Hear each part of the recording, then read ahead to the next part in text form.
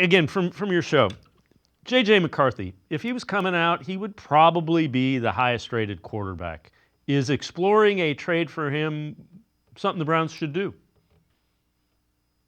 I don't think so, right? Like he's coming off. Like the problem with JJ is he's coming off that injury.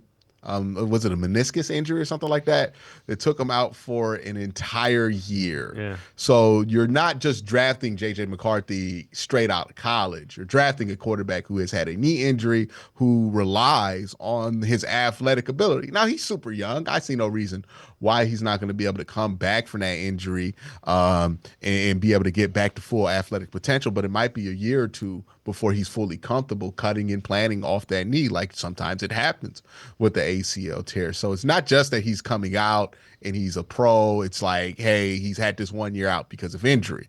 And again, there's that catch-22 I talked about earlier. If the Vikings, who are making it work right now and are 14-2 with Sam Darnold, want to trade a quarterback that they drafted 8th overall, you got to ask yourself, are you trading for Trey Lance? Because something, so everything indicates it's like, hey, you want to be eager to get that guy in there, right? Because if they're doing this with Sam Darnold, they should be able to, go to the moon with their guy that they hand chose top 10 in this draft to be the next guy. And if they don't feel like that is possible with that guy, it's like, do you really want to trade for him? Like that's ultimately the biggest, like when you talk about trading for a quarterback, that's the biggest thing you got to answer. It's like, hey, why would this team want to give you this guy who you think you can solve your quarterback problem? All right, because so teams don't usually do that.